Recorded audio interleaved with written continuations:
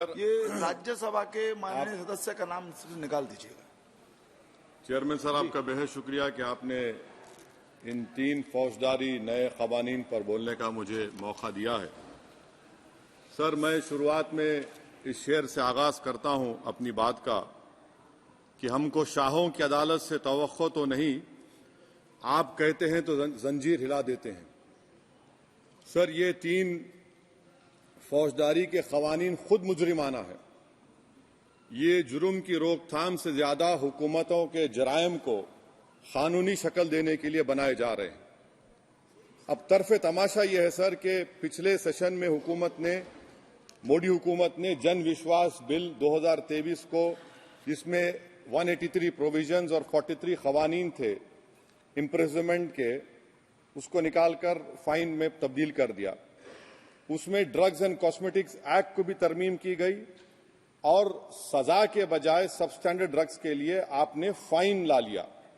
तो मैं ये बोलना चाहूंगा सर कि सबस्टैंडर्ड ड्रग्स के मैन्युफैक्चर के लिए आपने जेल के बजाय फाइन उसमें तब्दील कर दिया तरमीम करके। तो ये जरूरी है बोलना इस ऐवान में कि जन विश्वास के नाम पर आपने इस सबस्टैंडर्ड ड्रग्स से आवाम को खतरे में डाल दिया।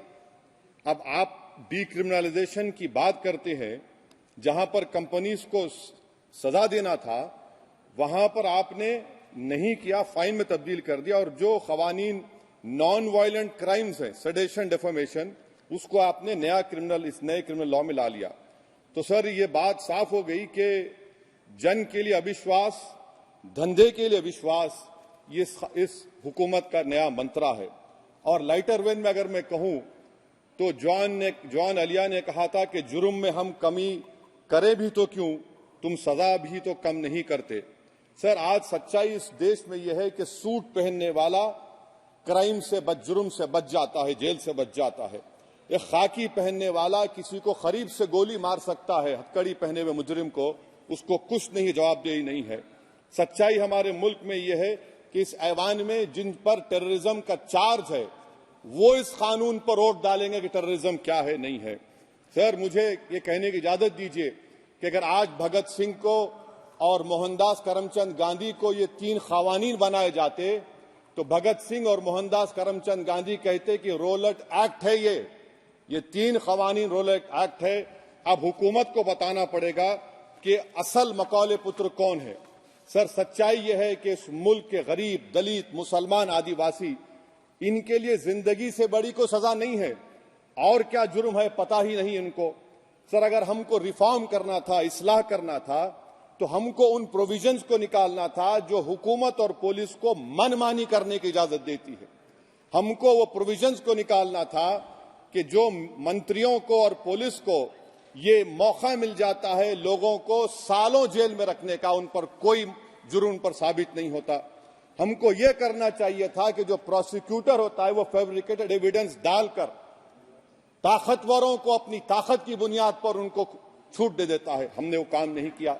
आज हमारे वतन अजीज भारत में सबसे ज्यादा अंडर ट्रायल अगर कोई है जेलों में तो मुसलमान, दलित, आदिवासी हैं। सर, इनका कन्विक्शन रेट देख लीजिए आप। एनसीआरबी का डेटा है 2017 से 21 का, 20% अंडर ट्रायल मुसलमान है, 16% कन्विक्शन है और मुसलमानों की आबादी 14.2% है। प्रिवेंटिव डिटेंशन ले लीजिए, जिसको इस्तेमाल किया जाता है जुडिशियल प्रोसेस को सबवर्ट करने के लिए और फेयर ट्रायल को सबवर्ट करने के लिए। आज भारत की जेलों में 30% डेटेन्यूज मुसलमान है। उत्तर प्रदेश में 2017 में 33% मुसलमान डेटेन्यूज थे। आज 83.9% उत्तर प्रदेश की जेलों में मुसलमान डेटेन्यूज है। सर, एक और मिसाल दे रहा हूं, CSDS की रिपोर्ट है, थिंक टैंक है बहुत बड़ा, जो कहता है कि they have found substantial prejudice against Muslim the police force. Bihar, Maharashtra, Uttarakhand, Jharkhand, 2/3 of the surveyed police personnel believe that Muslims were more inclined to violence than members of the communities. ये empirical evidence है। इसी रिपोर्ट में कहा गया कि 35% जिन police के अहदेदारों का सर्वे किया गया उन्होंने मॉब वायलेंस को नेचुरल करार दिया, खास तौर से उन केसों में जहां पर काउ स्लॉटर होता है। CJPAP का इन्वेस्टिगेशन रिपोर्ट है सर कि कोविड-19 के दौरान जिन लोगों 25% मुसलमानों का अरेस्ट किया गया था। ये बायसनेस नहीं है तो क्या है? मध्य प्रदेश में मुसलमान 7% के करीब है और 21% मुसलमानों का नाम सर एफआईआर में डाल दिया गया था। सर प्रोजेक्ट 39 ने नेशनल लॉ यूनिवर्सिटी ने उन लोगों का सर्वे किया जिन पर सजाए मौत दी गई।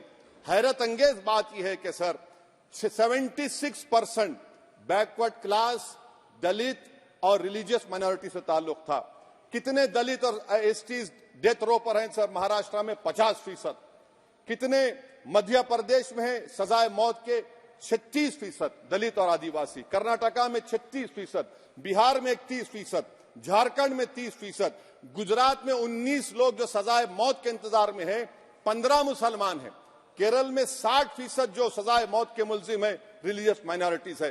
सर आखिर इस देश में कब तक ये चलता रहेगा कि अनस्पोकन रिजर्वेशन उन लोगों के लिए उनके पास पूरा पॉलिटिकल पावर है और एक अनस्पोकन रिजर्वेशन है दलित, मुसलमान, आदिवासियों के, इनको जेल में रहना पड़ता है? कि आखिर ये कैसे मुमकिन है सर कि आलाजात के जो अक्सरियती तबके के लोग हैं उनके पास सियासी ताकत है, माशी ताकत है, सोशल ताकत है और मुसलमान और दलित आदिवासी जेलों में पड़े रहते हैं? अरे अगर आप 3 कानून लाकर इस्लाह कर रहे हैं तो कौन सा इस्लाह है? आप तो ताकतवरों का रिफॉर्म कर रहे हैं, गरीबों को इससे क्या फायदा हो रहा है? तो जैसा अंग्रेजी में कहा गया था कि the cure is dangerous than the disease. Sir अब आप आ जाइए BNSS पर, क्लॉज 187 डिटेंशन का पीरियड देख लीजिए सर 187(3) में, यानी 15 दिन से ज्यादा आपको मुश्किल है प्रेजेंटली। अब आपने प्रोविजन दे दिया कि 90 दिन तक आप कभी भी 5 दिन का, 6 दिन का, 10 दिन का, यानी 90 दिन तक किसी को बेल नहीं मिलेगी। और हैरत अंगेज बात यह है कि यूएपीए के कानून में जिसको जेल में डाला जाता है यूएपीए में, 30 दिन के बाद एक सुपरिटेंडेंट ऑफ पुलिस को कोर्ट में एफिडेविट देना पड़ता है कि क्यों आप पुलिस कस्टडी ले रहे हैं जेल से। आपने वो भी निकाल दिया। यानी जिस किसी को भी आप इस कानून में अरेस्ट करेंगे, यूएपीए से ज्यादा मैं 90 दिन जेल में रहूंगा। और कौन रहेगा जेल में? मुसलमान रहेगा, दलित रहेगा, आदिवासी रहेगा और बेल उसको नहीं मिलेगी। तो ये खुद सुन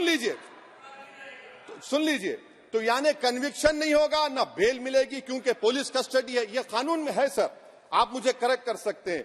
अच्छा, DK बासु के गाइडलाइंस को आपने अडॉप्ट नहीं किया। क्लॉज 53(1) आप ये भी नहीं कह रहे कि भाई कौन उसको एग्जामिन करेगा, तो discretion of the medical practitioner. अरे आप ये पुलिस में जब जाते हैं तो पुलिस इतनी खातिर तवाज़ो करती है कि तलवों से लेकर जिस्म तक पूरे निशानात उसके जिस्म पर रहते, और आप कह रहे हैं कि मेडिकल प्रैक्टिशनर डिस्क्रेशन करेगा तो होगा। अब आप आ जाइए सर इसके ऊपर आपको बता रहा हूं सर। अब आप देखिए क्लॉज 187 तो आपके सामने जिक्र कर दिया मैं सर। अब आप देखिए क्लॉज 472 मर्सी पिटीशन, आर्टिकल 79 और 161 का कॉन्स्टिट्यूशन का हिस्सा है, और ये आप कानून लाकर कहती हैं कि उसकी तरफ से मर्सी पिटीशन डालेगा तो कन्विक्ट, लीगल है, अदर रिलेटिव। सर जो सजाए मौत काटेगा वो तो आधा पागल हो जाता है जेल में। आप थर्ड पार्टीज को मौका नहीं दे रहे। ये कौन सा इंसाफ है बताइए आपका? ये कौन सा इंसाफ है आपका? और फिर सर आप ये बताइए कि थर्ड पार्टीज को बाहर कर रहे हैं। अच्छा, कितना टाइम आप दे रहे हैं? कितना टाइम आप दे रहे हैं कि सुप्रीम कोर्ट के रिजेक्शन ऑफ SLP के बाद 30 दिन और गवर्नर के रिजेक्शन के बाद 60 दिन? ये कैसा इंसाफ होगा सर? सुप्रीम कोर्ट ने कहा कि multiple mercy petitions can be filed, आपने उसको भुला दिया। अच्छा सर, अब आप एक और बात देख लीजिए, क्लॉज 479 में ये कहते हैं कि अगर कोई डिटेंशन पीरियड अपना 1/2 ऑफ द क्राइम जो ऑफेंस का पूरा कर लिया तो उसको बेल मिलेगी। आप तो उसको और खतरनाक कर दिए हैं। आप ये कहते हैं, उसमें ये कहते हैं सर, यहां पर आपने कह दिया क्लॉज 187 में, सॉरी सर, ये डिटेंशन मल्टीपल क्लॉज 479 में अगर एक से बढ़ के ज्यादा ऑफेंस होगा या ऑफेंस होगा लाइफ इम्प्रिजनमेंट का या पेंडिंग होगा तो उसको बेल नहीं मिलेगी। अरे हम तमाम तो ऋषिकांत दुबे, आप पर जब केस लगा, आपने कहा आपकी गाड़ी पर हमला हुआ, मैं जानता हूं, आप पर तो एक सेक्शन नहीं लगा, कई सेक्शन आप पर लगा दिए गए, तो फिर मुझे बेल नहीं मिलेगी। ये क्या कर रहे हैं आप? किस लिए कर रहे हैं आप? आप अंदाजा भी लगा रहे भाई आज आप वहां बैठे, कल आएंगे इंशाल्लाह, फिक्र मत करिए। पावर इटर्नल नहीं होता, ये तो कुदरत का निजाम है कि जो गंदगी करता है तो उनके लिए किसी और को मौका मिलता है, मगर आपको आना पड़ेगा एक दिन। आप ये गंदगी कर रहे हैं। अच्छा सर, ये बताइए कि हमने आप किसको कितना पर्सन्स वर पेंडिंग प्रोसीडिंग्स इन मोर देन वन ऑफेंस, और चार्जशीट में कई आते हैं। यानी जब हम पर केस बुक होता है सर तो फूल का गुलदस्ता आता है, हर सेक्शन होता है उसमें, तो मुझे बेल नहीं मिलेगी। तो ये एक बात है सर। फिर आप आ जाइए सर, मैं आपको बताना चाहूंगा सर, यहां पर आपको, सॉरी सर ये इतना बड़ा बिल है। फिर आप टेररिज्म पर सर, बीएनएस का टेररिज्म सर, ये बड़ा ही डेंजरस आपने खतरनाक आपने काम किया है। इससे दहशतगर्दी का मुकाबला नहीं होगा, सिविल लिबर्टीज खतरे में पड़ जाएंगे। और सबसे बड़ी बात तो यह है सर, इसमें आपने नोटिफाई करेंगे किसी को टेररिस्ट, कोर्ट क्यों नहीं करेगा? पुलिस वाला कैसे करेगा मुझे टेररिस्ट नोटिफाई? किसी ऑर्गेनाइजेशन को टेररिस्ट घोषित कर देंगे। तो ये खुद सेपरेशन ऑफ पावर्स का वायलेशन है, जुडिशियल इंडिपेंडेंस का वायलेशन है, और इंदिरा गांधी वर्सेस राजनारायण केस का वायलेशन है। तो ये मोदी सरकार जुडिशरी के पावर्स को छीनकर खुद जज, जूरी, एग्जीक्यूशन बन रही है।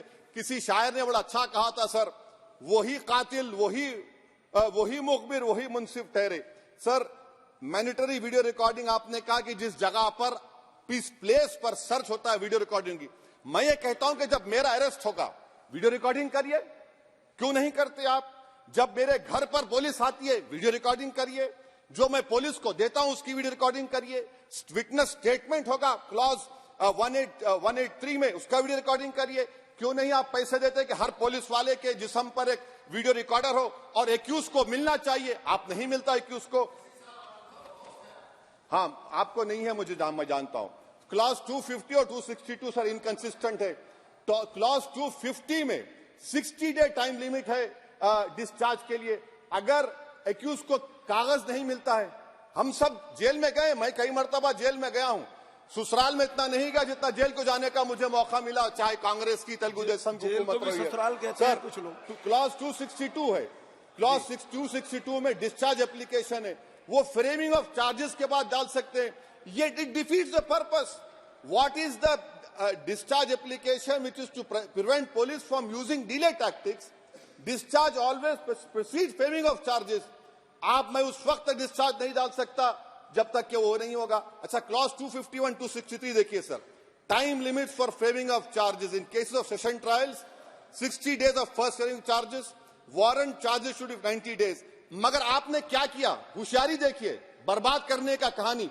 193(9) डाल दिया आपने, Can it prescribes a 90-day time limit for further investigation?